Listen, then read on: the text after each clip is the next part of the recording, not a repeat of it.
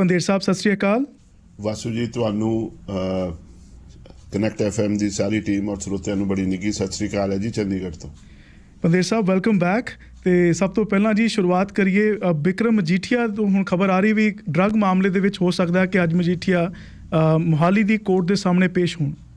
ਵਾਸੂ ਜੀ ਚੋਣਾਂ ਤੋਂ ਪਹਿਲਾਂ ਦਸੰਬਰ ਦੇ ਵਿੱਚ ਬਿਕਰਮ ਮਜੀਠੀਆ ਦੇ ਖਿਲਾਫ ਇੱਕ ਕੇਸ ਦਰਜ ਹੋਇਆ ਸੀ, ਜਿਹਦੇ ਵਿੱਚ ਜਿਹੜੀਆਂ ਪਹਿਲੀਆਂ ਰਿਪੋਰਟਾਂ ਸੀ ਉਹਨਾਂ ਦਾ ਆਧਾਰ ਬਣਾ ਕੇ ਸਪੈਸ਼ਲ ਕੋਰਟ 'ਚ ਇਹ ਕੇਸ ਦਰਜ ਕੀਤਾ ਗਿਆ ਸੀ ਔਰ ਉਹਨਾਂ ਦੀ ਭਾਲ ਵੀ ਕੀਤੀ ਗਈ ਸੀ। ਉਹਨਾਂ ਨੂੰ ਜਿਹੜੀ ਮੋਹਾਲੀ ਦੀ ਅਦਾਲਤ ਆ ਉਹਨੇ ਜ਼ਮਾਨਤ ਦੇਣ ਤੋਂ ਮਨਾ ਕਰਤਾ ਸੀ। ਫਿਰ ਹਾਈ ਕੋਰਟ ਨੇ ਵੀ ਜ਼ਮਾਨਤ ਨਹੀਂ ਸੀ, ਪਹਿਲਾਂ ਇੰਟਰਮ ਥੋੜੀ ਜਿਹੀ ਦੇਤੀ ਸੀ, ਜਿਹੜੀ ਬੇਲ ਦਿੱਤੀ ਸੀ, ਫਿਰ ਜਿਹੜੀ ਐਂਟੀਸਿਪੇਟਰੀ ਬੇਲ ਦੇਣ ਤੋਂ ਮਨਾ ਕਰ ਦਿੱਤਾ ਸੀ, ਜਿਹਨੂੰ ਅਗਾਊਂ ਜ਼ਮਾਨਤ ਕਹਿੰਦੇ ਆ। ਫਿਰ ਬਿਕਰਮ ਮਜੀਠੀਆ ਸੁਪਰੀਮ ਕੋਰਟ ਪਹੁੰਚੇ। ਸੁਪਰੀਮ ਕੋਰਟ ਨੇ ਕਈ ਪਹਿਲੂਆਂ ਦੇ ਉੱਤੇ ਆਪਣਾ ਗੌਰ ਕਰਦੇ ਹੋਏ ਕਿਹਾ ਔਰ ਪੰਜਾਬ ਸਰਕਾਰ ਨੂੰ ਖਿੱਚਿਆ ਵੀ ਬੜਾ ਕਿ ਇਹ ਕੇਸ ਤੁਸੀਂ ਇਲੈਕਸ਼ਨਾਂ ਤੋਂ ਪਹਿਲਾਂ ਹੀ ਕਿਵੇਂ ਲੈ ਕੇ ਆਉਂਦੇ ਹੋ। ਤੇ ਉਹਨਾਂ ਨੇ ਬਿਕਰਮ ਮਜੀਠੀਆ ਦਾ ਹੱਕ ਰੱਖਿਆ ਕਿ ਜੀ ਉਹ ਚੋਣਾਂ ਦੇ ਵਿੱਚ ਸਿਰਫ ਖੜੇ ਨਹੀਂ ਹੋ ਸਕਦੇ, ਪਰ ਉਹ ਬਿਨਾਂ ਕਿਸੇ ਵਿਘਨ ਤੋਂ ਜਿਹੜਾ ਆਪਣਾ ਪ੍ਰਚਾਰ ਵੀ ਕਰ ਸਕਣ। ਤਾਂ ਫਿਰ ਉਸ ਵੇਲੇ ਸੁਪਰੀਮ ਕੋਰਟ ਨੇ ਇਹ ਹੁਕਮ ਜਾਰੀ ਕੀਤਾ ਸੀ, ਐਂਟੀਸਿਪੇਟਰੀ ਬੇਲ ਨਹੀਂ ਸੀ ਦਿੱਤੀ, ਪਰ ਇਹ ਹੁਕਮ ਜਾਰੀ ਕੀਤਾ ਸੀ ਕਿ 24 ਫਰਵਰੀ ਤੱਕ ਬਿਕਰਮ ਮਜੀਠੀਆ ਦੀ ਅਰੈਸਟ ਦੇ ਉੱਤੇ ਰੋਕ ਲਾ ਦਿੱਤੀ ਸੀ। ਤੇ ਇਹ ਕਿਹਾ ਸੀ ਕਿ ਬਿਕਰਮ ਮਜੀਠੀਆ ਜਾ ਕੇ ਜਿਹੜੀ ਅਦਾਲਤ ਹੈ ਜਿਹੜੀ ਮੋਹਾਲੀ ਦੇ ਵਿੱਚ ਜਿੱਥੇ ਕੇਸ ਰਜਿਸਟਰ ਹੋਇਆ ਉੱਥੇ ਜਾ ਕੇ ਪੇਸ਼ ਹੋਣ। ਤੇ ਉਹਦੇ ਵਿੱਚ ਇਹ ਕਿਹਾ ਗਿਆ ਸੀ ਕਿ ਜਿਹੜੀ ਅਦਾਲਤ ਆ ਉਹਨੂੰ ਵੀ ਹੁਕਮ ਕੀਤੇ ਸੀ ਕਿ ਬਿਕਰਮ ਮਜੀਠੀਆ ਦੀ ਜਿਹੜੀ ਬਣਦੀ ਜ਼ਮਾਨਤ ਦੀ ਜਿਹੜੀ ਕਾਰਵਾਈ ਆ ਉਹਨੂੰ ਜਲਦੀ ਤੋਂ ਜਲਦੀ ਉਹ ਨੇਪੜੇ ਚੜ੍ਹਿਆ ਜਾਵੇ, ਉਹਦੇ 'ਚ ਡਿਲੇ ਨਾ ਕੀਤਾ ਜਾਵੇ। ਸੋ 20 ਤਰੀਕ ਨੂੰ ਵੋਟਾਂ ਪੈ ਗਈਆਂ। ਅੱਜ 23 ਤਰੀਕ ਹੈ ਭਾਰਤ ਦੇ ਵਿੱਚ। ਅੱਜ ਇਹ ਆਸ ਕੀਤੀ ਜਾਂਦੀ ਹੈ ਕਿ ਬਿਕਰਮ ਮਜੀਠੀਆ ਅੱਜ ਆਪਣੇ ਆਪ ਨੂੰ ਅਦਾਲਤ ਦੇ ਸਾਹਮਣੇ ਪੇਸ਼ ਕਰਨਗੇ। ਕੀ ਅਦਾਲਤ ਉਹਨਾਂ ਨੂੰ ਜਿਹੜੀ ਹੈਗੀ ਆ ਕਿਸੇ ਹਿਰਾਸਤ ਦੇ ਵਿੱਚ, ਕਿਉਂਕਿ ਪੁਲਿਸ ਨੇ ਕਈ ਵਾਰੀ ਕਿਹਾ ਕਿ ਬਿਕਰਮ ਮਜੀਠੀਆ ਦੇ ਕੋਲੋਂ ਜਿਹੜੀ ਪਿੱਛੇ ਜਦੋਂ ਉਹਨਾਂ ਨੂੰ ਪੁੱਛਗਿੱਛ ਵਾਸਤੇ ਸੱਦਿਆ ਗਿਆ ਸੀ ਉਹ ਕੋਆਪਰੇਟ ਨਹੀਂ ਸੀ ਕਰਦੇ ਸੀ ਤੇ ਕਸਟੋਡੀਅਲ ਇੰਟਰੋਗੇਸ਼ਨ ਦੀ ਲੋੜ ਹੈ। ਸੋ ਔਰ ਬਿਕਰਮ ਮਜੀਠੀਆ ਵੱਲੋਂ ਇਹ ਇਲਜ਼ਾਮ ਲਗਾਇਆ ਗਿਆ ਸੀ ਕਿ ਜਿਹੜੀ ਕਾਂਗਰਸ ਆ, ਖਾਸ ਤੌਰ ਤੇ ਮੁੱਖ ਮੰਤਰੀ ਚੰਨੀ ਔਰ ਗ੍ਰਹਿ ਮੰਤਰੀ ਸੁਖਜਿੰਦਰ ਰੰਧਾਵਾ ਔਰ ਕਾਂਗਰਸ ਪ੍ਰਧਾਨ ਪੰਜਾਬ ਦੀ ਜਿਹੜੀ ਇਕਾਈ ਹੈ ਉਹਦੇ ਨਵਜੋਤ ਸਿੱਧੂ, ਉਹ ਉਹਨਾਂ ਨੂੰ ਹਿਰਾਸਤ ਦੇ ਵਿੱਚ ਉਹਨਾਂ ਤੇ ਟਾਰਚਰ ਕਰਨਾ ਚਾਹੁੰਦੇ। ਸੋ ਅੱਜ ਅਦਾਲਤ ਹੁਣ ਜਿਹੜੀ ਚੋਣਾਂ ਪੈ ਗਈਆਂ ਨੇ, ਹੁਣ ਇਸ ਵੇਲੇ ਅਸੀਂ ਕਹਿ ਸਕਦੇ ਹਾਂ ਕਿ ਜਿਹੜੀ ਕਾਂਗਰਸ ਦੀ ਸਰਕਾਰ ਹੈ, ਚੰਨੀ ਸਰਕਾਰ ਆ, ਉਹ ਇੱਕ ਕੇਅਰ ਟੇਕਰ ਸਰਕਾਰ ਹੈ। ਕੀ ਉਹ ਆਪਣਾ ਉਸੇ ਤਰ੍ਹਾਂ ਅਸਰ ਰਸੂਖ ਦਿਖਾ ਸਕੂਗੀ? ਕੀ ਅਦਾਲਤ ਜਾਂ ਪੁਲਿਸ ਜਾਂ ਅਦਾਲਤ ਦੇ ਵਿੱਚ ਜਿਹੜੀ ਪੰਜਾਬ ਪੁਲਿਸ ਆ ਉਹ ਬਿਕਰਮ ਮਜੀਠੀਆ ਦੀ ਜਿਹੜੀ ਹੈਗੀ ਆ ਅਰੈਸਟ ਵਾਸਤੇ ਜ਼ੋਰ ਪਾਏਗੀ? ਅਦਾਲਤ ਉਹਨਾਂ ਨੂੰ ਅਰੈਸਟ ਵਾਸਤੇ ਭੇਜੇਗੀ ਜਾਂ ਜੁਡੀਸ਼ੀਅਲ ਰਿਮਾਂਡ 'ਚ ਭੇਜੇਗੀ ਜਾਂ ਇਮੀਡੀਏਟਲੀ ਜ਼ਮਾਨਤ ਦੇ ਦੇਗੀ? ਇਹਦੇ ਉੱਪਰ ਹੁਣ ਸਾਰੇ ਕਈ ਪਹਿਲੂ ਨੇ ਜਿਹਦੇ ਉੱਤੇ ਜਿਹੜੇ ਹੈਗੇ ਆ ਕਾਨੂੰਨੀ ਮਾਹਰ ਆਪਣੀ ਰਾਏ ਦੇ ਰਹੇ ਨੇ। ਇਸ ਵੇਲੇ ਸੋਸ਼ਲ ਮੀਡੀਆ ਦੇ ਉੱਤੇ ਇਹਦੇ ਬਾਰੇ ਗੱਲਬਾਤ ਚੱਲ ਰਹੀ ਹੈ ਪੰਜਾਬ ਦੇ ਵਿੱਚ। ਸੋ ਦੇਖਦੇ ਹਾਂ ਅੱਜ ਦੀ ਇਹ ਭਖ ਦੀ ਖਬਰ ਹੈ ਜਿਹੜੀ ਡਿਵੈਲਪ ਹੋਏਗੀ ਦਿਨ ਦੇ ਵਿੱਚ। ਅੱਜ ਹੁੰਦੇ ਕਿਉਂਕਿ ਕੱਲ ਨੂੰ ਜਿਹੜੀ ਹੈਗੀ ਆ ਉਹਨਾਂ ਦਾ ਆਖਰੀ ਦਿਨ ਹੈ। ਜੇ ਕੱਲ ਤੱਕ ਬਿਕਰਮ ਮਜੀਠੀਆ ਪੇਸ਼ ਨਹੀਂ ਹੁੰਦੇ ਤਾਂ ਪੰਜਾਬ ਪੁਲਿਸ ਉਹਨਾਂ ਨੂੰ ਅਰੈਸਟ ਕਿਤੇ ਵੀ ਕਰ ਸਕਦੀ ਜੀ। ਤੇ ਪੰਦੇਰ ਸਾਹਿਬ ਹੁਣ ਇਹ ਵੀ ਗੱਲ ਚੱਲ ਰਹੀ ਹੈ ਕਿ ਇਲੈਕਸ਼ਨਸ ਤੋਂ ਬਾਅਦ ਦੇਖੋ ਕਈ ਤਰ੍ਹਾਂ ਦੇ ਪਰਮਿਊਟੇਸ਼ਨ ਕੰਬੀਨੇਸ਼ਨ ਲਗਾਏ ਜਾਂਦੇ ਨੇ, ਤੇ ਹੁਣ ਇਹ ਗੱਲ ਚੱਲ ਰਹੀ ਕਹਿੰਦੇ ਅਕਾਲੀ ਦਲ ਤੇ BJP ਦੇ ਵਿਚਕਾਰ ਕਹਿੰਦੇ ਇੱਕ ਵਾਰ ਫਿਰ ਤੋਂ ਇੱਕ ਪੋਸਟ ਇਲੈਕਸ਼ਨ ਅਲਾਇੰਸ ਹੋ ਸਕਦਾ। ਸੋ ਇਹਦੇ ਕੀ ਅਸਾਰ ਨੇ ਜੀ? ਵਾਸੂ ਜੀ ਜਿਹੜੀਆਂ ਐਤਕੀ ਤਾਂ ਪਹਿਲੀ ਗੱਲ ਜਦੋਂ ਸ਼ੁਰੂ ਹੋਈਆਂ ਸੀ ਚੋਣਾਂ ਦਾ ਸਾਰਾ ਸਿਲਸਿਲਾ, ਉਸ ਵੇਲੇ ਤਾਂ 5 ਕਾਰਨਰਡ ਕੰਟੈਸਟ ਹੀ ਨਜ਼ਰ ਆਉਂਦਾ ਸੀ ਜੀ। ਪਰ ਹੁਣ ਇਹ ਤੁਸੀਂ ਕਈ ਜਗ੍ਹਾ ਦੇ ਉੱਤੇ 6 ਕੋਣੀ, 7 ਕੋਣੀ, 8 ਕੋਣੀ ਵੀ ਹੋ ਗਿਆ। ਉਹ ਇਸ ਤਰ੍ਹਾਂ ਕਿ ਜਿਹੜੇ ਐਕਟਰ ਦੀਪ ਸਿੱਧੂ ਦੀ ਐਕਸੀਡੈਂਟ ਦੇ ਵਿੱਚ ਮੌਤ ਹੋਣ ਤੋਂ ਬਾਅਦ ਕਈ ਜਗ੍ਹਾ, ਕਿਉਂਕਿ ਦੀਪ ਸਿੱਧੂ ਉਹਨਾਂ ਨੇ ਸ਼੍ਰੋਮਣੀ ਅਕਾਲੀ ਦਲ ਅੰਮ੍ਰਿਤਸਰ ਜਿਸ ਦੀ ਜਿਹੜੀ ਰਹਿਨੁਮਾਈ ਸਿਮਰਨਜੀਤ ਸਿੰਘ ਜੀ ਮਾਨ ਕਰਦੇ ਨੇ, ਉਹਨਾਂ ਨਾਲ ਆਪਣੇ ਆਪ ਨੂੰ ਐਸੋਸੀਏਟ ਕਰ ਲਿਆ ਸੀ। ਉਹਨਾਂ ਦੇ ਨਾਲ ਹੋਰ ਵੀ ਕਈ ਜਿਹੜੇ ਸੀਗੇ ਜੀ ਪਰਸਨੈਲਿਟੀਜ਼ ਜਾਂ ਸੈਲੀਬ੍ਰਿਟੀਜ਼ ਜੁਆਇਨ ਕਰ ਗਏ ਸੀ, ਜਿਸ ਤਰ੍ਹਾਂ ਸੋਨੀਆ ਮਾਨ ਵਗੈਰਾ। ਔਰ ਦੀਪ ਸਿੱਧੂ ਦੀ ਮੌਤ ਤੋਂ ਬਾਅਦ ਉਹ ਫੋਕਸ ਉਹਨਾਂ ਤੇ ਵੀ ਆ ਗਿਆ ਔਰ ਕਈ ਜਗ੍ਹਾ ਦੇ ਉੱਤੇ ਜਿਹੜੀ ਸਪੈਸ਼ਲੀ ਅਮਰਗੜ੍ਹ ਜਿੱਥੇ ਸਿਮਰਨਜੀਤ ਮਾਨ ਹੋਣੀ ਖੁਦ ਖੜੇ ਨੇ ਉੱਥੇ ਕਾਫੀ ਜਿਹੜਾ ਸੀ ਪਰਮਿਊਟੇਸ਼ਨ ਕੰਬੀਨੇਸ਼ਨ ਚੇਂਜ ਹੋਏ ਔਰ ਉਸੇ ਤਰ੍ਹਾਂ ਕਈ ਜਿਹੜੀਆਂ ਨਾਲ ਦੀਆਂ ਸੀਟਾਂ ਦੇ ਉੱਤੇ ਵੀ ਪ੍ਰਭਾਵ ਪਿਆ ਪੋਸਟਰ ਵਗੈਰਾ ਲੱਗੇ ਉਹ ਸਾਰੇ ਦਾ ਸਾਰਾ। ਹੁਣ ਕਈ ਜਗ੍ਹਾ ਦੇ ਉੱਤੇ ਜਿਸ ਤਰ੍ਹਾਂ ਰਾਣਾ ਗੁਰਜੀਤ ਹੈ ਜਿਹੜੇ ਮੰਤਰੀ ਆ ਉਹਨਾਂ ਦਾ ਬੇਟਾ ਸੁਲਤਾਨਪੁਰ ਲੋਧੀ ਦੇ ਵਿੱਚ ਬਾਗੀ ਖੜਾ ਹੋਇਆ ਔਰ ਉੱਥੇ ਉਹ ਬਾਗੀ ਕੈਂਡੀਡੇਟ ਬਣ ਕੇ ਆ ਗਿਆ। ਸੋ ਜਿਹੜੀਆਂ ਪਾਰਟੀਆਂ ਨੇ ਜਿਹੜੀਆਂ ਆਲਰੇਡੀ ਜਿਹੜੇ ਮੁੱਖ ਧਿਰਾਂ ਨੇ ਰੂਲਿੰਗ ਪਾਰਟੀ ਕਾਂਗਰਸ ਫਿਰ ਆਪੋਜੀਸ਼ਨ ਅਕਾਲੀ ਦਲ BSP ਦਾ ਅਲਾਇੰਸ ਫਿਰ ਜਿਹੜਾ ਹੈਗਾ ਜੀ BJP ਦਾ ਪੰਜਾਬ ਲੋਕ ਕਾਂਗਰਸ ਔਰ ਸੰਯੁਕਤ ਅਕਾਲੀ ਦਲ ਦਾ ਅਲਾਇੰਸ ਫਿਰ ਜੀ ਹੋਰ ਸੰਯੁਕਤ ਸਮਾਜ ਮੋਰਚੇ ਦੀ ਜਿਹੜੀ ਹੈਗੀ ਆ ਪਾਰਟਿਸਿਪੇਸ਼ਨ ਫਿਰ ਇਸ ਕਰਕੇ ਹੁਣ ਸਿਮਰਨਜੀਤ ਜਿਹੜਾ ਅਕਾਲੀ ਦਲ ਅੰਮ੍ਰਿਤਸਰ ਉਹ ਵੀ ਹੈ ਫਿਰ ਜੀ ਆਪਣਾ ਤੁਸੀਂ ਦੇਖੋ ਜਿਹੜੇ ਬਾਗੀ ਨੇ ਉਹ ਸਾਰੇ ਦੇ ਸਾਰੇ। ਸੋ ਸਥਿਤੀ ਔਰ ਫਿਰ ਜਿਹੜੀ ਵੋਟ ਹੈ ਉਹ ਬੇਸ਼ੱਕ ਕੰਟੈਸਟ ਤਿੱਖਾ ਹੋ ਗਿਆ ਵੋਟਾਂ ਘੱਟ ਗਈਆਂ ਇਹਦੇ ਬਾਰੇ ਆਪਾਂ ਅੱਗੇ ਜਾ ਕੇ ਗੱਲ ਕਰਦੇ ਹਾਂ ਪਰ ਉਹਦੇ ਵਿੱਚ ਹੁਣ ਸਥਿਤੀ ਇਹ ਬਣਦੀ ਹੈ ਕਿ ਜੀ ਲੋਕਾਂ ਨੂੰ ਹੁਣ ਸਮਝ ਨਹੀਂ ਆ ਰਿਹਾ। ਸੋ ਇਹ ਜਿਹੜੀ ਗੱਲ ਸੀਗੀ ਕਿ ਹੁਣ ਜਿਹੜੀ ਪੋਲ ਸਰਵੇ ਨੇ ਜਾਂ ਜਿਹੜੀਆਂ ਓਪੀਨੀਅਨਸ ਨੇ ਮਾਹਰ ਉਹ ਇੰਡੀਕੇਟ ਇਹ ਕਰ ਰਿਹਾ ਕਿ ਪੰਜਾਬ ਦੀ ਈਵਨ ਜਿਹੜੇ ਗ੍ਰਹਿ ਮੰਤਰੀ ਨੇ ਅਮਿਤ ਸ਼ਾਹ ਉਹਨਾਂ ਨੇ ਵੀ ਇੱਕ ਇੰਟਰਵਿਊ ਵਿੱਚ ਕਿਹਾ ਕਿ ਪੰਜਾਬ ਦੇ ਵਿੱਚ ਇੱਕ ਹੰਗ ਅਸੈਂਬਲੀ ਦੇ ਅਸਾਰ ਨਜ਼ਰ ਆ ਰਹੇ ਆ। ਜੇ ਹੰਗ ਅਸੈਂਬਲੀ ਦੇ ਅਸਾਰ ਨਜ਼ਰ ਆਉਂਦੇ ਨੇ ਫਿਰ ਕੀ ਹੋ ਸਕਦਾ ਕਿ ਆਮ ਆਦਮੀ ਪਾਰਟੀ ਤੇ ਕਾਂਗਰਸ ਇਕੱਠੇ ਹੋਣਗੇ। ਬੇਸ਼ੱਕ ਇਸ ਵੇਲੇ ਸਰਵੇ ਇਹ ਕਹਿੰਦੇ ਨੇ ਕਿ ਲਾਰਜੈਸਟ ਪਾਰਟੀ ਦਾ ਜਿਹੜਾ ਹੋਊਗਾ ਉਹ ਆਮ ਆਦਮੀ ਪਾਰਟੀ ਕੋਲੇ ਹੋਊਗਾ ਪਰ ਤੁਸੀਂ ਦੇਖਿਆ ਜੀ ਜਿਸ ਤਰ੍ਹਾਂ ਚੰਡੀਗੜ੍ਹ ਮਿਊਨਿਸਪਲ ਕਾਰਪੋਰੇਸ਼ਨ ਦੀਆਂ ਚੋਣਾਂ ਹੋਈਆਂ ਸੀ ਉੱਥੇ Aam Aadmi party single largest party ਸੀ ਪਰ ਬਾਕੀ ਸਾਰੇ ਇਕੱਠੇ ਹੋ ਕੇ ਉਹਨਾਂ ਨੇ ਮੇਅਰ ਆਪਣਾ ਚੁਣ ਲਿਆ। ਹੁਣ ਉਹੀ ਕੀ ਪੰਜਾਬ 'ਚ ਰਿਪੀਟ ਹੋਣ ਜਾ ਰਿਹਾ। 1996 ਤੋਂ ਪਹਿਲਾਂ ਅਕਾਲੀ ਦਲ ਔਰ BJP ਦਾ ਜਿਹੜਾ ਅਲਾਇੰਸ ਹੁੰਦਾ ਸੀ ਗੱਠਜੋੜ ਹੁੰਦਾ ਸੀ ਉਹਨੂੰ ਅਸੀਂ ਪ੍ਰੀ ਪੋਲ ਬਈ ਚੋਣਾਂ ਤੋਂ ਬਾਅਦ ਕਹਿੰਦੇ ਸੀ ਪੋਸਟ ਪੋਲ ਪ੍ਰੀ ਪੋਲ ਅਲਾਇੰਸ ਨਹੀਂ ਸੀ ਹੁੰਦਾ ਉਦੋਂ ਪੋਸਟ ਪੋਲ ਹੁੰਦਾ ਸੀ ਉਹ ਅਲੱਗ-ਅਲੱਗ ਲੜਦੇ ਸੀ ਫਿਰ ਬਾਅਦ 'ਚ ਸਮਝੌਤਾ ਕਰਕੇ ਆਪਣੀ ਜਿਹੜੀਆਂ ਸਰਕਾਰਾਂ ਬਣਾਈਆਂ ਇਹਨਾਂ ਨੇ ਪਰ 1996 ਦੇ ਵਿੱਚ ਇਹਨਾਂ ਦਾ ਪ੍ਰੀ ਪੋਲ ਅਲਾਇੰਸ ਹੋਇਆ ਔਰ 1997 'ਚ ਪਹਿਲੀ ਵਾਰੀ ਅਕਾਲੀ ਦਲ ਔਰ BJP ਇੱਕ ਗੱਠਜੋੜ ਬਣਾਇਆ ਪ੍ਰੀ ਪੋਲ ਅਲਾਇੰਸ ਔਰ ਸੀਟ ਐਡਜਸਟਮੈਂਟ ਚੋਣਾਂ ਤੋਂ ਪਹਿਲਾਂ ਕੀਤੀ। ਉਹ ਅਲਾਇੰਸ ਇਹਨਾਂ ਚੋਣਾਂ ਦੇ ਵਿੱਚ ਆ ਕੇ ਇਸ ਤੋਂ ਪਹਿਲਾਂ ਟੁੱਟ ਗਿਆ ਜਿਹੜੇ ਸੀਗਾ ਆਪਣੇ ਕਿਸਾਨ ਅੰਦੋਲਨ ਕਰਕੇ ਜਾਂ ਖੇਤੀ ਬਿੱਲ ਦੇ ਉੱਤੇ। ਹੁਣ ਜੇ ਇਹੀ ਗੱਲ ਸੀਗੀ ਬਹੁਤ ਸਾਰੀਆਂ ਆਪੋਜੀਸ਼ਨ ਪਾਰਟੀਆਂ ਸਪੈਸ਼ਲੀ ਕਾਂਗਰਸ ਔਰ ਈਵਨ ਆਮ ਆਦਮੀ ਪਾਰਟੀ ਦੇ ਜਿਹੜੇ ਬੁਲਾਰੇ ਸੀ ਉਹ ਇਹ ਕਹਿ ਰਹੇ ਸੀ ਕਿ ਅਕਾਲੀ ਦਲ ਔਰ BJP ਨੇ ਬਾਅਦ ਚੋਂ ਫੇਰ ਇਕੱਠੇ ਹੋ ਜਾਣਾ। ਉਹ ਗੱਲ ਹੁਣ ਉਹਦੀ ਜਿਹੜੀਆਂ ਕੰਸੋਆਂ ਸ਼ੁਰੂ ਹੋ ਗਈਆਂ ਨੇ ਕਿਉਂਕਿ ਅਕਾਲੀ ਲੀਡਰਸ ਦੇ ਕੋਲੋਂ ਵੀ ਕੁਝ ਜਿਹੜੇ BJP ਲੀਡਰਸ ਨੇ ਉਹਨਾਂ ਦੇ ਵੀ ਬਿਆਨ ਨੇ ਈਵਨ ਅਮਿਤ ਸ਼ਾਹ ਨੇ ਵੀ ਕਿਹਾ ਕਿ ਹਾਂਜੀ ਅਸੀਂ ਜਿਹੜਾ ਹੈ ਪਹਿਲਾਂ ਤਾਂ ਇਹ ਲੱਗਦਾ ਸੀ ਕਿ ਅਕਾਲੀ ਦਲ ਤੋਂ ਕਾਫੀ ਖਫਾ ਨੇ ਜਿਹੜਾ BJP ਹੈ ਪਰ ਹੁਣ ਆਮ ਆਦਮੀ ਪਾਰਟੀ ਨੂੰ ਰੋਕਣ ਵਾਸਤੇ ਜਾਂ ਕਾਂਗਰਸ ਨੂੰ ਬਾਹਰ ਕੱਢਣ ਵਾਸਤੇ BJP ਦੀ ਲੀਡਰਸ਼ਿਪ ਵੀ ਨਰਮ ਹੋਈ ਹੈ ਅਕਾਲੀ ਦਲ ਵੱਲ ਰੁੱਖਾ ਔਰ ਅਕਾਲੀ ਦਲ ਦਾ ਜੇ ਤੁਸੀਂ ਪਿਛਲੀਆਂ ਚੋਣਾਂ ਦੇ ਵਿੱਚ ਵੀ ਜੇ ਦੇਖੀਏ ਆਪਾਂ ਕੈਂਪੇਨਸ ਦੇਖੀਏ ਸਾਰੇ ਦਾ ਸਾਰਾ ਅਕਾਲੀ ਦਲ ਔਰ BJP ਨੇ ਇੱਕ ਦੂਜੇ ਦੇ ਲੀਡਰ ਦੇ ਉੱਤੇ ਕੋਈ ਜ਼ਿਆਦਾ ਹਮਲਾ ਨਹੀਂ ਕੀਤਾ ਬੇਸ਼ੱਕ ਇੱਕ ਦੂਜੇ ਦੇ ਲੀਡਰ ਚੱਕ ਕੇ ਜ਼ਰੂਰ ਲੈ ਗਏ। ਸੋ ਇਹ ਇੱਕ ਨਵੀਂ ਸਰਕਾਰ ਜਿਹੜੀ ਪੋਸਟ ਪੋਲ ਅਲਾਇੰਸ ਵਾਲਾ ਜ਼ਮਾਨਾ ਜਾਂ ਜਿਹਨੂੰ ਕੋਲੀਸ਼ਨ ਗਵਰਨਮੈਂਟ ਦਾ ਜ਼ਮਾਨਾ ਅਸੀਂ ਕਹਿ ਸਕਦੇ ਹਾਂ ਕਿ ਪੰਜਾਬ 'ਚ ਆਏਗਾ ਉਹ 10 ਤਰੀਕ ਨੂੰ ਹੀ ਪਤਾ ਲੱਗੂਗਾ ਕਿ ਪੂਰਨ ਬਹੁਮਤ ਕਿਸੇ ਵੀ ਜਿਹੜੀ ਹੈਗੀ ਆ ਪਾਰਟੀ ਨੂੰ ਨਹੀਂ ਮਿਲਦਾ ਵੀ 50% ਦੀ ਸੀਟਾਂ ਨਹੀਂ ਮਿਲਦੀਆਂ ਫਿਰ ਉਸ ਤੋਂ ਬਾਅਦ ਹੈ ਜਾਂ ਵਾਸੂ ਜੀ ਅਸੀਂ ਇਸ ਤੋਂ ਵੀ ਨਹੀਂ ਇਨਕਾਰ ਕਰ ਸਕਦੇ ਕਿ ਜਿਹੜੀ BJP ਆ ਅਸੀਂ ਪਹਿਲਾਂ ਵੀ ਆਪਣੇ ਇਸ ਪ੍ਰੋਗਰਾਮ 'ਚ ਗੱਲ ਕਰ ਚੁੱਕੇ ਹਾਂ ਕਿ ਜਿਹੜੀ BJP ਆ ਉਹ ਕਾਫੀ ਤਹੂ ਹੈ ਕਿ ਪੰਜਾਬ ਦੇ ਵਿੱਚ ਉਹ ਕਿਸੇ ਤਰੀਕੇ ਦੇ ਨਾਲ ਸਰਕਾਰ ਬਣਾਵੇ ਜਾਂ ਸਰਕਾਰ ਦੇ ਵਿੱਚ ਭਾਈਵਾਲ ਬਣੇ। ਉਹ ਕਾਰਨ ਇਹ ਹੈ ਕਿ UP ਦੇ ਵਿੱਚ ਉਹਨਾਂ ਦੀ ਸਿਚੁਏਸ਼ਨ ਕੋਈ ਜਿਸ ਤਰ੍ਹਾਂ ਰਿਜ਼ਲਟ ਜਾਂ ਸਰਵੇਖਣ ਆ ਰਹੇ ਨੇ ਕਿ ਉਹਨਾਂ ਦੀ ਸਿਚੁਏਸ਼ਨ ਕੋਈ ਬੜੀ ਵਧੀਆ ਨਹੀਂ ਹੈ ਤਾਂ ਦੁਨੀਆ ਦੇ ਵਿੱਚ ਉਹ ਦਿਖਾਉਣਾ ਚਾਹੁੰਦੇ ਨੇ ਕਿ ਜਿਹੜਾ ਕਿਸਾਨ ਅੰਦੋਲਨ ਪੰਜਾਬ 'ਚ ਉੱਠ ਕੇ ਆਇਆ ਸੀ ਉੱਥੇ ਉਹ ਇਸ ਵੇਲੇ ਸਰਕਾਰ ਦਾ ਹਿੱਸਾ ਨੇ ਜਾਂ ਸਰਕਾਰ ਉਹਨਾਂ ਦੀ ਹੈ। ਸਰਕਾਰ BJP ਬਣਾ ਜੂਗੀ ਇਹ ਤਾਂ ਅਸਾਰ ਨਹੀਂ ਨਜ਼ਰ ਆਉਂਦੇ।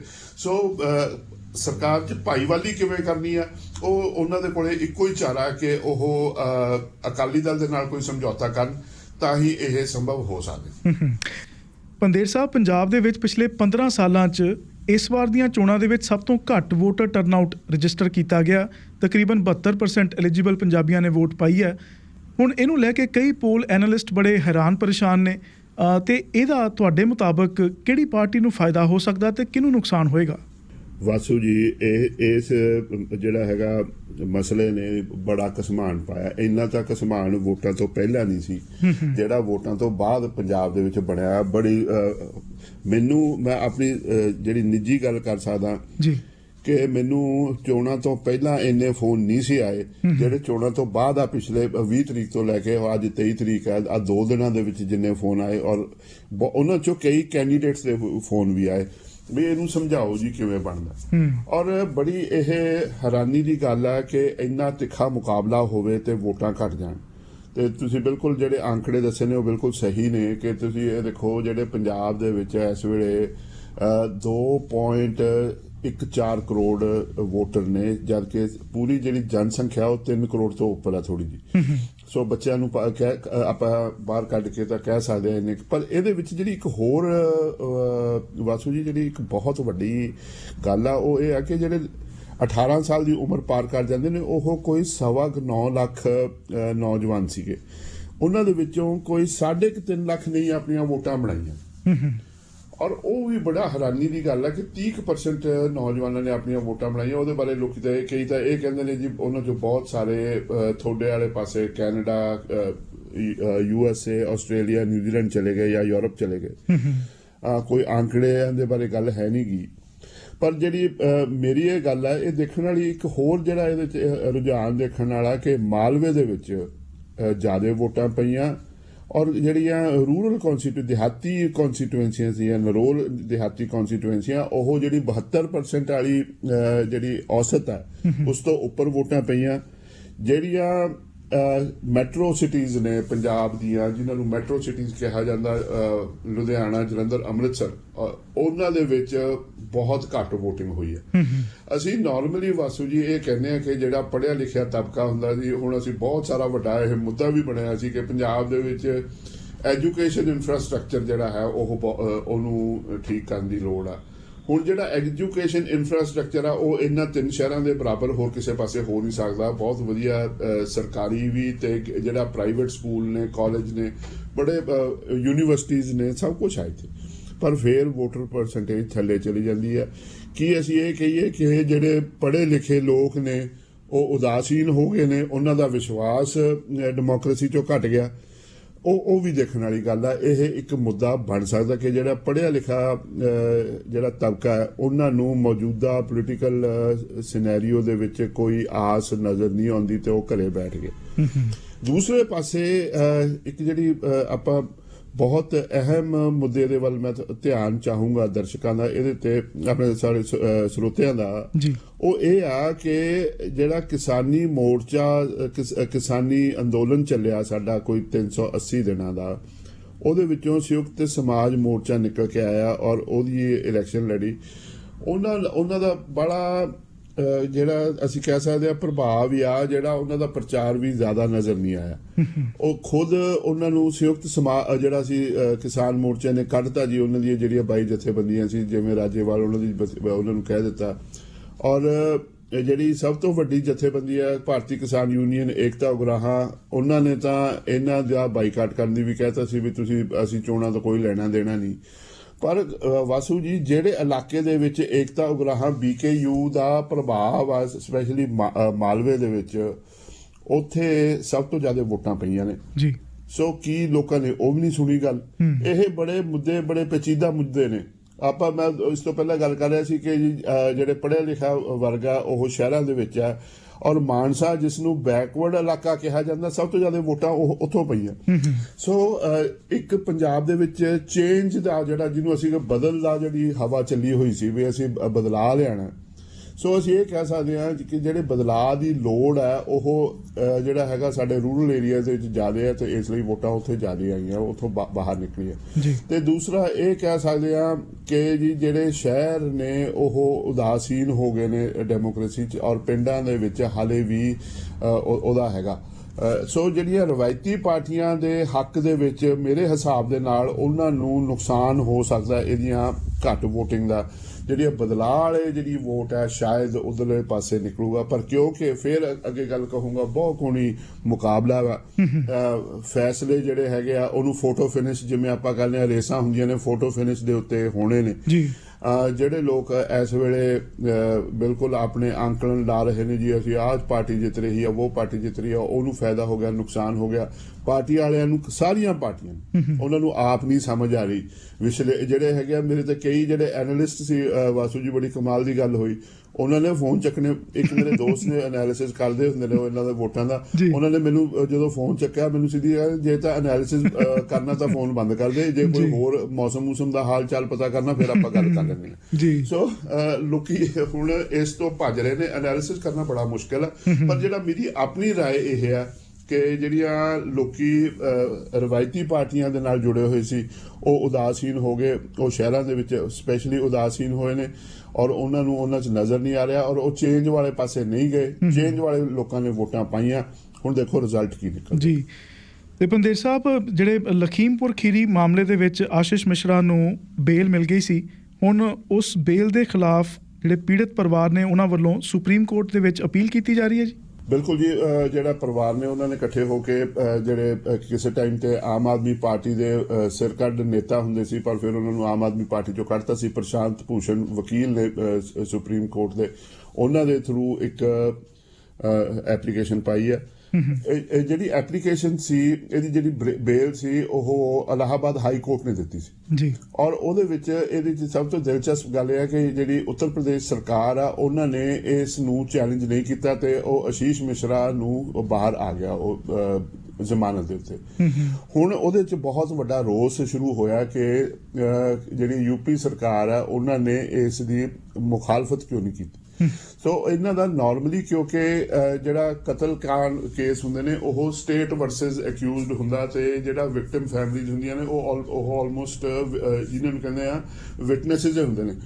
ਸੋ ਉਹਨਾਂ ਦਾ ਹੱਕ ਤਾਂ ਨਹੀਂ ਹੁੰਦਾ, ਪਰ ਜਦੋਂ ਸਰਕਾਰ ਹੀ ਨਹੀਂ ਐਕਟ ਕਰਦੀ ਉਹ ਫਿਰ ਉਹ ਅਪਰੋਚ ਕਰ ਸਕਦੇ। ਸੋ ਉਹਨਾਂ ਨੇ ਸੁਪਰੀਮ ਕੋਰਟ ਨੂੰ ਅਪਰੋਚ ਕੀਤਾ ਕਿ ਇਹਦੇ ਵਿੱਚ ਸਾਡੇ ਨਾਲ ਇਨਜਸਟਿਸ ਹੋ ਰਹੀ ਹੈ ਕਿ ਹਾਲੇ ਕੇਸ ਦੀ ਜਿਹੜੀ ਹੈਗੀ ਆ ਪੈਰਵੀ ਜਾਂ ਕੇਸ ਦੀ ਇਨਵੈਸਟੀਗੇਸ਼ਨ ਪੂਰੀ ਨਹੀਂ ਹੋਈ, ਉਸ ਤੋਂ ਪਹਿਲਾਂ ਹੀ ਉਹਨੂੰ ਬੇਲ ਤੇ ਛੱਡ ਦਿੱਤਾ ਗਿਆ।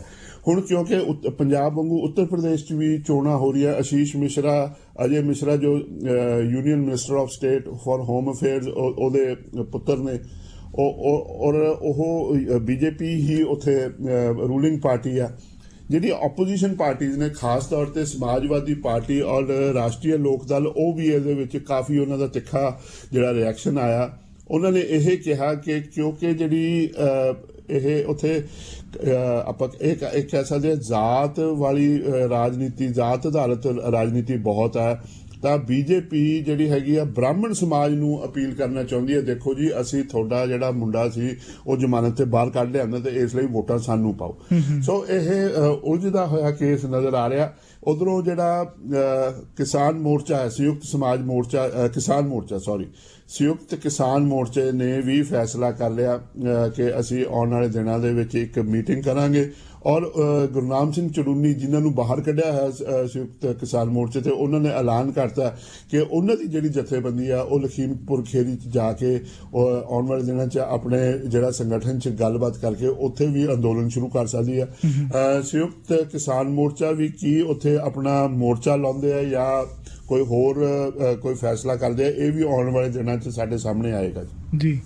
ਪੰਦੇਰ ਸਾਹਿਬ, ਚੰਡੀਗੜ੍ਹ ਦੇ ਵਿੱਚ ਬਿਜਲੀ ਮਹਿਕਮੇ ਦੇ ਮੁਲਾਜ਼ਮਾਂ ਵੱਲੋਂ ਹੜਤਾਲ ਕੀਤੀ ਗਈ ਹੈ ਤੇ ਤੁਸੀਂ ਵੀ ਚੰਡੀਗੜ੍ਹ ਦੇ ਵਿੱਚ ਹੀ ਹੋ, ਸੋ ਅੱਜ ਆਪਣਾ ਫੋਨ ਕਿਵੇਂ ਚਾਰਜ ਕੀਤਾ ਜੀ? ਇਨਵਰਟਰ ਚੱਲ ਰਹੇ ਨੇ, ਜਨਰੇਟਰ ਚੱਲ ਰਹੇ ਨੇ? ਵਾਸੂ ਜੀ, ਮੈਂ ਥੋੜਾ ਜਿਹਾ ਜਿਹਨੂੰ ਕਹਿੰਦੇ ਕਿਰਪਾ ਮੇਰੇ ਤੇ, ਮੈਂ ਚੰਡੀਗੜ੍ਹ 'ਚ ਨਹੀਂ, ਮੈਂ ਚੰਡੀਗੜ੍ਹ 'ਚ ਬੇਸ਼ੱਕ ਅਸੀਂ ਟਰਾਈ ਸਿਟੀ ਨੂੰ ਕਹਿ ਦਿੰਦੇ ਆ ਜੀ, ਮੋਹਾਲੀ ਔਰ ਪੰਚਕੂਲਾ ਨੂੰ ਲਾ ਕੇ ਚੰਡੀਗੜ੍ਹ ਕਰਕੇ ਮੇਰਾ ਰਿਹਾਇਸ਼ ਮੋਹਾਲੀ ਦੇ ਵਿੱਚ ਆ। ਚੰਡੀਗੜ੍ਹ ਦੇ ਬਾਰਡਰ ਤੋਂ ਤੁਸੀਂ ਇਹ ਕਹਿ ਸਕਦੇ ਹੋ ਮੈਂ 500 ਗਜ ਬਾਹਰ। ਸੋ ਸਾਨੂੰ ਮੋਹਾਲੀ ਵਾਲਿਆਂ ਨੂੰ ਅੱਜ ਪਹਿਲੀ ਵਾਰੀ ਇਹ ਹੋਇਆ, ਈਵਨ ਸੋਸ਼ਲ ਮੀਡੀਆ ਤੇ ਉੱਪਰ ਵੀ ਲੋਕੀ ਅਪੀਲ ਕਰ ਰਹੇ ਆ ਚੰਡੀਗੜ੍ਹ ਵਾਲਿਆਂ ਨੂੰ ਕਿ ਤੁਸੀਂ ਆਪਣੇ ਮੋਬਾਈਲ ਫੋਨ ਵਗੈਰਾ ਜਾਂ ਜਿਹੜਾ ਬੈਟਰੀ ਬੈਕਅਪ ਹੁੰਦਾ ਉਹ ਆ ਕੇ ਸਾਡੇ ਘਰੇ ਆ ਕੇ ਚਾਰਜ ਕਰ ਲਓ। ਕਿਸੇ ਨੇ ਕੋਈ ਅਗਲੇ ਦਿਨ ਵਾਸਤੇ ਆਪਣਾ ਤਿਆਰ ਹੋਣਾ, ਨਹਾਉਣਾ ਜਾਂ ਕੋਈ ਕੱਪੜੇ ਪ੍ਰੈਸ ਕਰਨੇ ਆ, ਉਹ ਤੁਸੀਂ ਆ ਕੇ ਤਿਆਰ ਕਰ ਲਓ।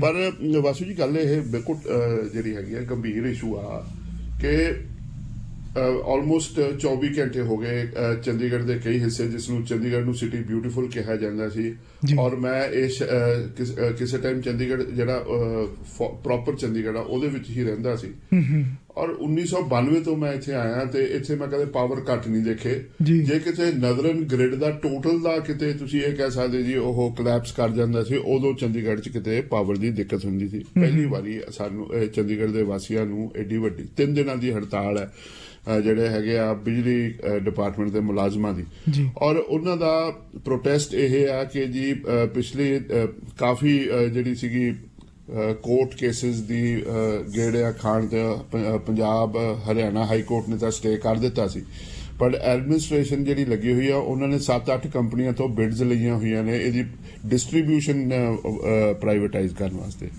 ਚੰਡੀਗੜ੍ਹ ਦੇ ਵਿੱਚ 1 ਮੈਗਾਵਾਟ ਬਿਜਲੀ ਪ੍ਰੋਡਿਊਸ ਨਹੀਂ ਹੁੰਦੀ, ਸਾਰੇ ਉਹ ਬਾਹਰੋਂ ਆਉਂਦੀ ਹੈ ਤੇ ਡਿਸਟ੍ਰੀਬਿਊਸ਼ਨ ਹੀ ਸਭ ਤੋਂ ਵੱਡਾ ਉੱਥੇ ਜਿਹੜਾ ਹੈਗਾ ਐਕਟੀਵਿਟੀ ਆ। ਸੋ ਵੱਡੀਆਂ ਕੰਪਨੀਆਂ ਅਡਾਨੀ ਵਗੈਰਾ ਸਾਰੇ ਉੱਥੇ ਉਹ ਇੱਥੇ ਡਿਸਟ੍ਰੀਬਿਊਸ਼ਨ ਦੇ ਵਿੱਚ ਉਹਨੂੰ ਲੈਣਾ ਚਾਹੁੰਦੇ ਨੇ।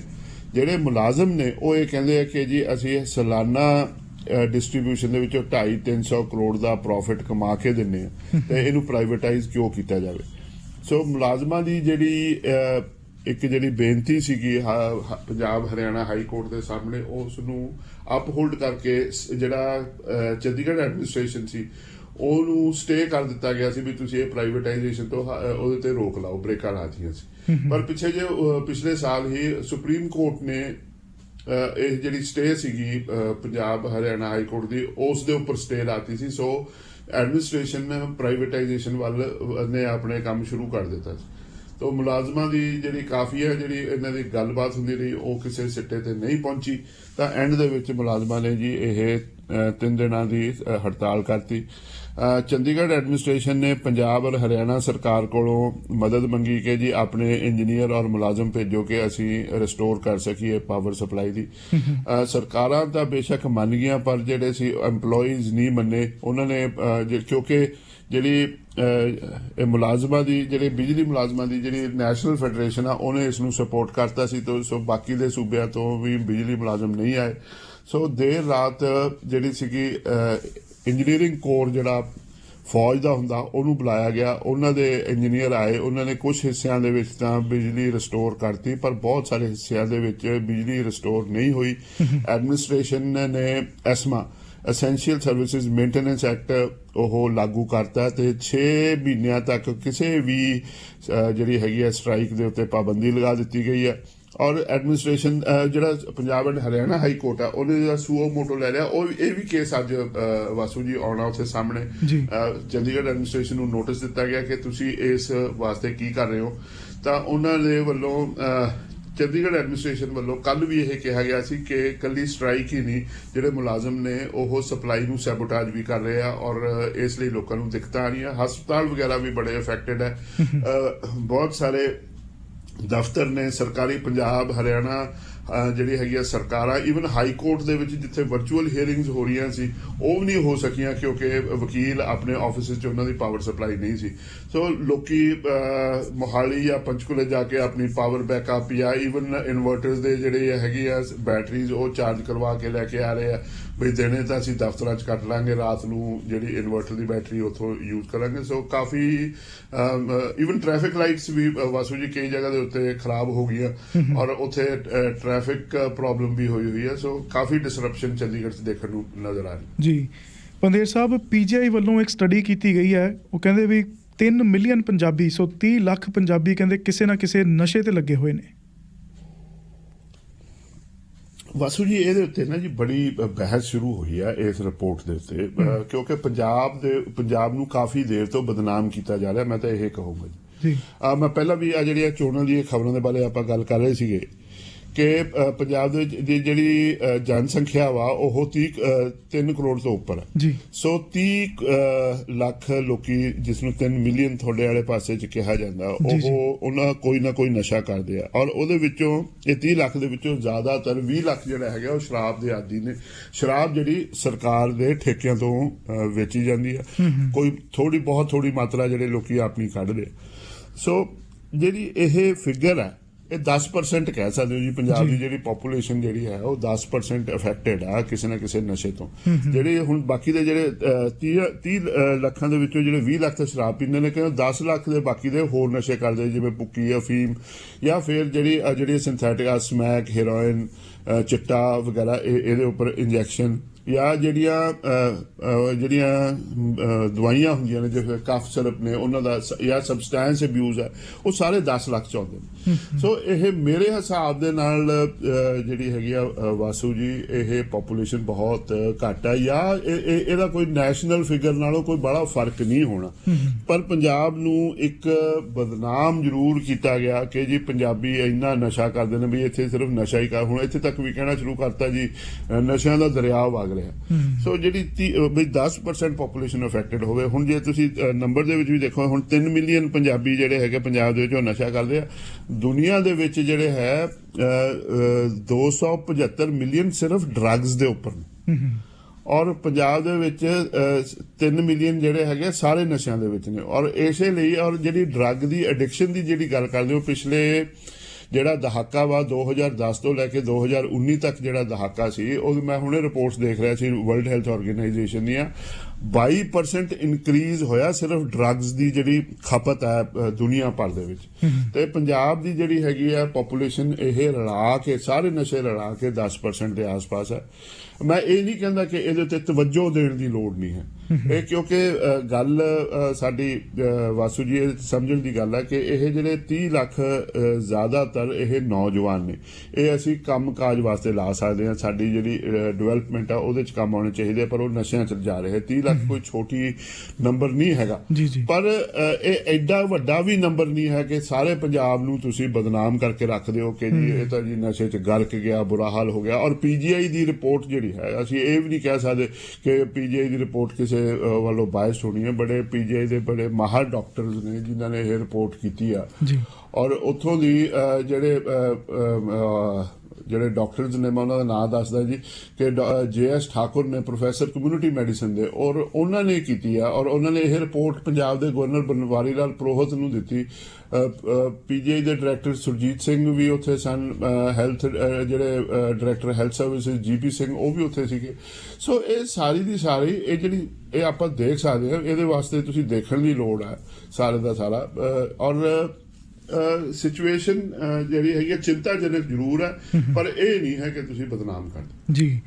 ਤੇ ਪੰਦੇਰ ਸਾਹਿਬ ਜੇ ਕੁਇਕਲੀ ਆਪਾਂ 2-3 ਮਿੰਟਾਂ ਦੇ ਵਿੱਚ ਇਹ ਗੱਲ ਨੂੰ ਸਮਰਾਈਜ਼ ਕਰੀਏ ਕਿ ਹੁਣ ਡੇਰਾ ਸਰਸਾ ਦੇ ਮੁਖੀ ਰਾਮ ਰਹੀਮ ਗੁਰਮੀਤ ਰਾਮ ਰਹੀਮ 21 ਦਿਨਾਂ ਦੀ ਫਰਲੋ ਤੇ ਬਾਹਰ ਨੇ ਤੇ ਉਹਨਾਂ ਨੂੰ Z+ ਸਿਕਿਉਰਿਟੀ ਦਿੱਤੀ ਗਈ ਹੈ ਤੇ ਪੁਲਿਸ ਦਾ ਕਹਿਣਾ ਉਹਨਾਂ ਦੀ ਸੁਰੱਖਿਆ ਨੂੰ, ਉਹਨਾਂ ਦੀ ਜਾਨ ਨੂੰ ਖਤਰਾ।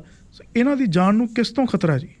ਵਾਸੂ ਜੀ ਬਿਲਕੁਲ ਜਿਹੜਾ ਹੈਗਾ ਖਾਲਿਸਤਾਨ ਦੀ ਜਿਹੜੀ ਬੋਗੀ ਆ ਬਾਰ-ਬਾਰ ਐਤਕੀ ਚੋਣਾਂ ਦੇ ਵਿੱਚ ਵੀ ਲਿਆਂਦੀ ਗਈ ਤੇ ਇੱਥੇ ਵੀ ਇਹ ਕਿਹਾ ਗਿਆ ਕਿ ਗੁਰਮੀਤ ਰਾਮ ਰਹੀਮ ਨੂੰ ਖਾਲਿਸਤਾਨੀ ਐਕਟਿਵਿਸਟ ਤੋਂ ਖਤਰਾ ਵਾ ਔਰ ਉਹ ਇਹਨਾਂ ਨੂੰ ਮਾਰ ਦੇਣਗੇ।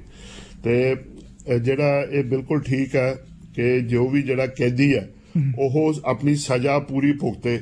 ਇਹ ਵੀ ਸਰਕਾਰ ਦੀ ਡਿਊਟੀ ਹੁੰਦੀ ਹੈ ਕਿ ਉਹਨੂੰ ਕੋਈ ਇਹ ਨਾ ਹੋਵੇ ਕੋਈ ਹੋਰ ਟਪਕਾ ਦੇਵੇ।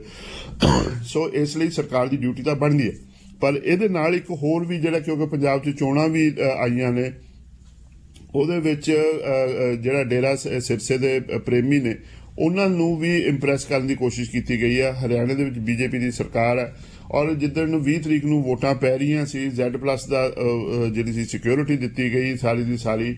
ਔਰ ਫਿਰ ਉਸ ਵੇਲੇ ਜਿਹੜੀ ਅਸੀਂ ਮੇਰੇ ਕੋਲੇ ਤਾਂ ਕੋਈ ਦਸਤਾਵੇਜ਼ ਜਾਂ ਡਾਇਰੈਕਟ ਨਹੀਂ ਹੈਗਾ ਕੋਈ ਸੋਰਸ ਪਰ ਉਦੋਂ ਫਿਰ ਖਬਰਾਂ ਦਾ ਬਾਜ਼ਾਰ ਇਹ ਗਰਮ ਸੀ ਕਿ ਸਵੇਰ ਤੋਂ ਲੈ ਕੇ ਸ਼ਾਮ ਕੋਈ ਦੁਪਹਿਰ ਤੱਕ ਪ੍ਰੇਮੀਆਂ ਨੂੰ ਹੁਕਮ ਸੀਗਾ ਕਿ ਤੁਸੀਂ BJP ਨੂੰ ਵੋਟ ਪਾਓ। ਬਾਅਦ ਦੁਪਹਿਰ ਇਹ ਹੋ ਗਿਆ ਕਿ ਇਹ ਅਕਾਲੀ ਦਲ ਨੂੰ ਵੋਟ ਪਾਓ। ਸੋ ਕੀ ਇਹ ਐਕਚੁਅਲੀ ਹੋਇਆ ਇਸ ਤਰ੍ਹਾਂ ਕਿ Z ਸਿਕਿਉਰਿਟੀ ਦੇ ਕੇ ਉਹਨਾਂ ਨੂੰ ਕਿਸੇ ਲੈਵਲ ਦੇ ਉੱਤੇ ਖੁਸ਼ ਕਰਕੇ ਬਾਬਾ ਰਾਮ ਰਹੀਮ ਨੂੰ ਖੁਸ਼ ਕਰਕੇ ਤੇ ਬੀਜੇਪੀ ਨੇ ਆਪਣੇ ਵਾਸਤੇ ਵੋਟਾਂ ਪਵਾਈਆਂ ਨੇ।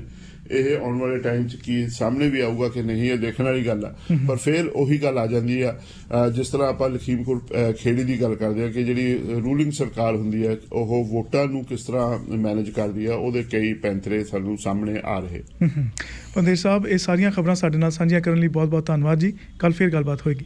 ਧੰਨਵਾਦ ਜੀ, ਬਿਲਕੁਲ।